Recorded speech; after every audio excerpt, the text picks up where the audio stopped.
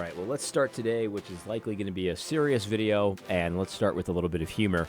My son, you can see him on the screen right now, he just turned 4, by the way, so happy birthday to Ezra. Anyway, he built he showed it to me, and he said, hey, look, Dad, I made an 8-bit apple. And I was like, what? He made it. I turn around, and he's got a Duplo thing that kind of looks like an apple made of squares. And the kids always know that when a video game is made of squares, that's 8-bit, because 8-bit was squares. So it's a pretty good 8-bit apple. I'm teaching him to grow apples, even if it's just an 8-bit Duplo apple. But anyway, so yeah, today's video is going to be a little more serious. And about a year ago, actually almost exactly a year ago, it was March of 2020. I reviewed an article by Russell Moore. And guys, the reality here is that a Christian needs to become practiced at seeing the world for what it really is and hearing people for what they're really saying. Because the world is all twisted up and upside down. Sometimes things that are really ultimate arrogance sound humble to, the way it's put by people in our culture. And so we need to be trained at understanding that, what's what, what's a spade? A spade's a spade, up is up, down is down, that kind of stuff. It sounds simple, but sometimes it isn't. One of the examples I like to use about arrogance is you'll often hear people that say that the Bible's nuanced on LGBT issues and gender identity and stuff like that. It's nuanced. And that sounds pretty humble to our modern ears to say that the Bible is nuanced about those things. But it isn't. The Bible isn't nuanced about gender identity. And so while it sounds humble to our modern ears, it is actually the height of arrogance to say that God hasn't really spoken clearly on an area that he has spoken crystal clearly. You know what I mean? Like it's not humble to do that. It's actually extremely arrogant. Nothing could be more arrogant. And so there's another way that this kind of falls into place as well. This article I reviewed in March of last year was written by Russell Moore, and it's in the New York Times, and it's full of flowery language that sounds very caring. It sounds very loving. It sounds like he really does care about the sanctity of human life. But make no mistake, this article can only be written by a man who has mastered cruelty. Russell Moore is a man that is full to the brim with cruelty. It's arrogance, it's cruelty, it's brutality, and the reality is that your mealy-mouthed evangelical author and conference-speaking leaders are brutal. They sound really lovely and flowery. It's just like the false teachers in the Bible, where it says that they have smooth-sounding words. Their words, it says in the Scripture, are like butter, but there's war in their hearts. They come to you, and they're smooth operators. That's the thing about false teachers. The way that Big Eva and evangelical leaders talk, you would think that the Bible says that false teachers they sound angry, and they use harsh words and harsh rhetoric all the time. It's just the tone. They have a tone problem, false teachers. The Bible actually says the opposite. It much more warns about false teachers, smooth-talking people. And their words sound flowery and buttery and lovely, but when you actually break down what they're saying, it is cruelty. It is brutality. And Russell Moore is a brutal, cruel evangelical leader. There is no question about that. So if you remember this article, it was about the economic lockdowns. And he made the argument, and we ripped this apart back in March of 2020. We ripped this for what it was. It was childish thinking, and it was ridiculous, right? And the whole concept was, well, lives are more important than the economy. And so, yes, we should shut down the economy if Dr. Fauci says so, because your stock portfolio is not as important as lives. And it's like, well, he's right. Obviously, money is not as important as people. But in this video, I made the argument many times that you cannot disconnect money from people, because the economy and what we produce and how we trade, and money is an important part of that. How we trade our labor for goods and how we make those goods better. We make raw materials into actual usable items that actually improve the lives of people.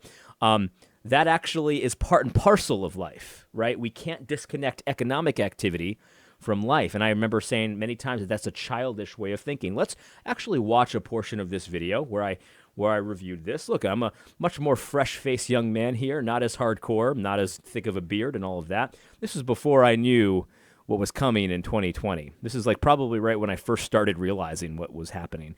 Anyway, enjoy this. This is an old school AD video, and then I've got something to talk about that I saw in the news yesterday.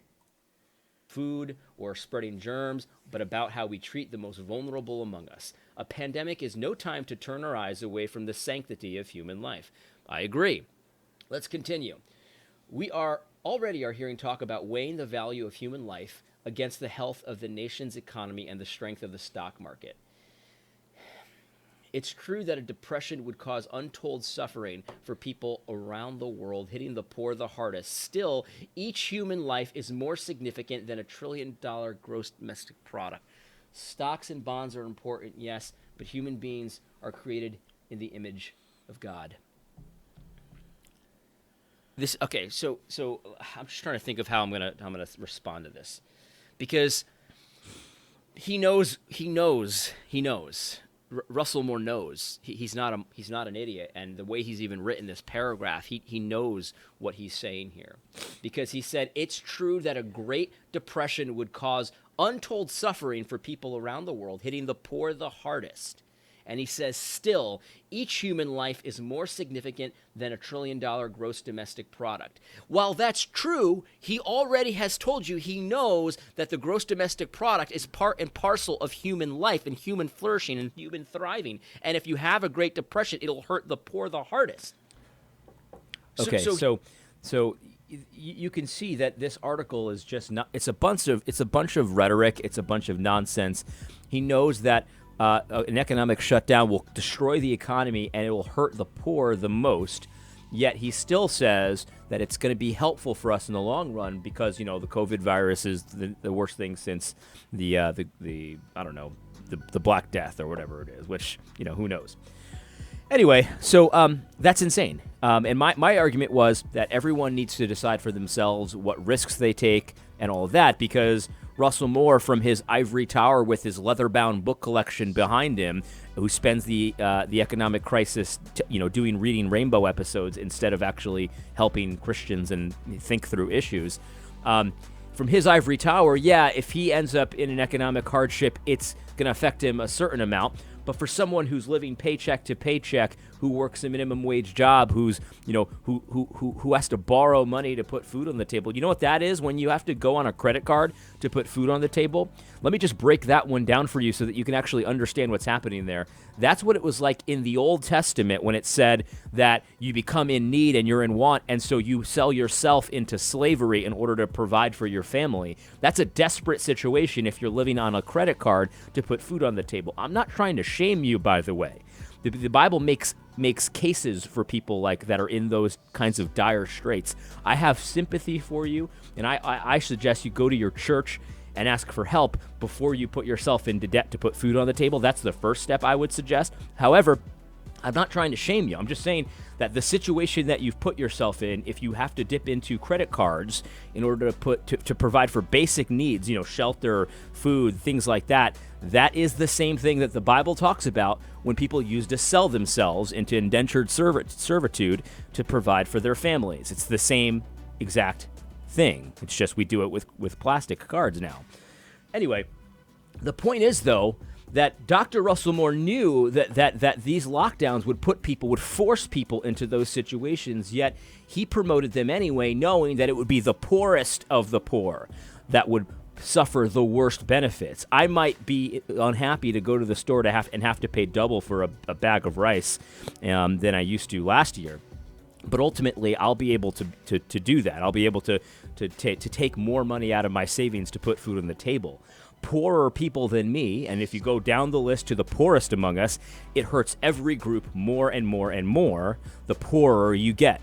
So the less net worth that you have, the harder it is to overcome economic hardships. See, for me, if my car breaks down and I have to pay $1,000 to fix it, that will hurt my economic situation by $1,000, but that $1,000 is not made equal, because for someone who has a net worth of $2 million, a $1,000 conflict isn't that big of a deal. For someone who has a negative net worth or is on the margins, it's a huge deal. So it's the same $1,000 for me and an extremely poor person and an extremely rich person, but that same $1,000 doesn't affect us the most. And so only someone who's an elitist, who doesn't understand the first thing about what actual care for the poor is, could utter words like this. And Russell Moore is exactly like that. He wants you to think using buttery words and flowery rhetoric that he cares for the poor, but he doesn't know the first thing about how the poor actually live, and he doesn't know the first thing about what caring for the poor actually is.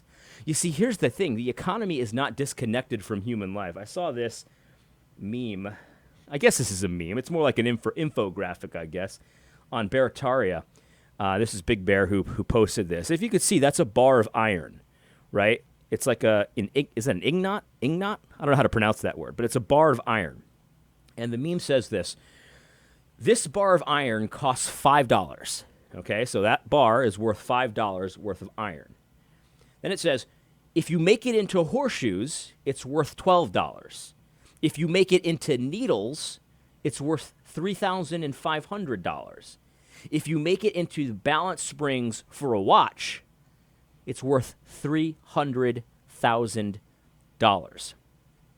And so his point here is an inspirational meme. But the point, though, is that the same raw materials, when you add skill and effort and time into it, it ends up becoming worth more and more and more. And so that economic activity, the activity of going to the watch factory or the workshop and making needles, making springs for watches, making horseshoes, whatever it is, there's a value attached to that.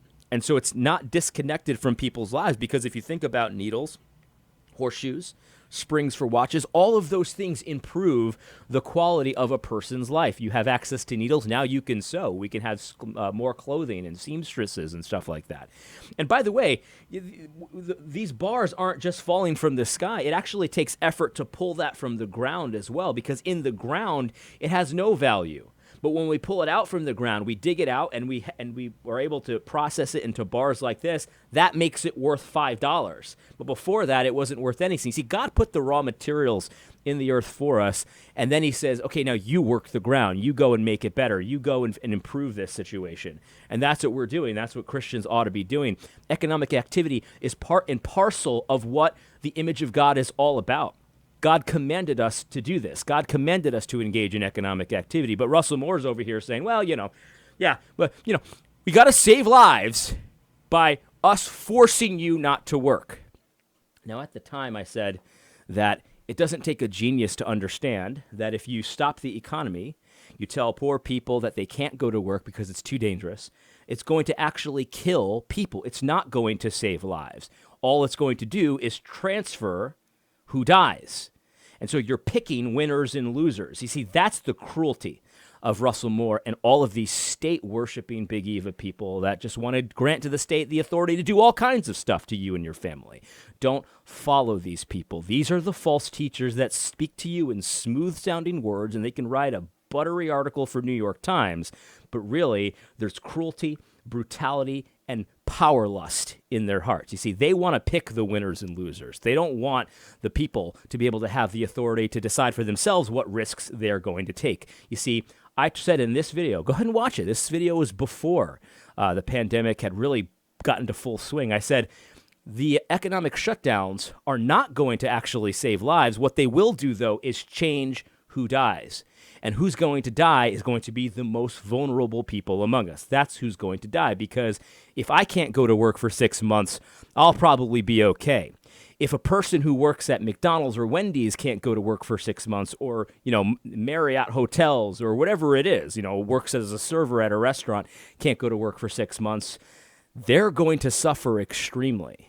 And there's nothing can save them because that economic activity is lost forever. So someone down the chain is going to end up suffering. Here's a study that I saw yesterday. Now, let me say at the outset, I don't know whether to believe these studies. That's not the point. The point is not whether the study is accurate or not, because whether or not this study is done in the appropriate way, it doesn't take a study to know that people, when you say that an entire segment of the economy is going to be banned from working, you're just banning them from going and earning a living. You can't do certain things. Of course people are going to die. Like, that's not the point. The point is not the accuracy of this particular study, although people like Russell Moore, they just have to accept this stuff because they've already dedicated themselves to just drinking the fire hose of propaganda and accepting it, and if you don't accept it, you're a conspiracy theorist. So for me, I don't care if this is true or not. For them, they have to accept this. See, here's a study that said they can track 30,000 deaths in the U.S. linked to unemployment alone. That's not to count all the other stuff like depression, you can't see your family, isolation, stuff like that, deaths of despair. This is only linked to unemployment. And it says what it does is it tracks unemployment-related deaths. And that could be, depression, it could be hunger, it can be all kinds of stuff. But this is saying that 30,000 can be taken into direct correlation to the effects, the short-term and long-term effects of unemployment. This is things like, I don't have money, so I'm not going to get screened for this and this disease. Or, I've got a pain in my stomach, but I can't afford going to the doctor because I don't have a job anymore. And then you end up dying from whatever it is that is wrong with your stomach and things like that. That's what this stuff is all about. So when Russell Moore says, the people are made in the image of God, we must shut down the economy. What he's doing is just saying, I want to be able to pick who lives and who dies. And I want to be able to do it in such a way that they don't have a choice. You see, this is the cruelty of Russell Moore. See, God doesn't do it this way. God says, look, everyone is responsible for their own economic situation, so they're going to have to make some decisions on whether they put themselves in harm's way, what they do, how they operate, and things like that. But no. Russell Moore wants to grant to the government the authority to shut down entire segments of the economy and tell you what you have to do. That's preposterous, and it's cruel. We can't just say, okay, he just doesn't know. It's a political disagreement. Okay, it might be a political disagreement, but it's a political disagreement in the sense that any kind of policy can be a political disagreement. It's cruelty. There can be cruel political disagreements, right? Russell Moore is an abjectly cruel person. He's brutal. He would love to be a part of the official state religion. In fact, him and his ilk are helping usher in the great brave new world that we're all living in right now. It's just that simple. And so stop following these guys. Stop following them. Stop buying their books. Stop inviting them to your conferences. Just reject them. They're cruel. They're not loving. They're not loving your neighbor. They don't have anything to offer you in terms of how to love your neighbor well. All they have to offer you, though, if this is what you want, then go ahead and follow them. If you want to look like you're loving your neighbor to the modern pagan culture, if you want to appear like you're very humble and very loving and very caring to the modern pagans, if that's your concern, what you look like to the pagans, Russell Moore's your man. Let's pull up a picture. Here's your man right here.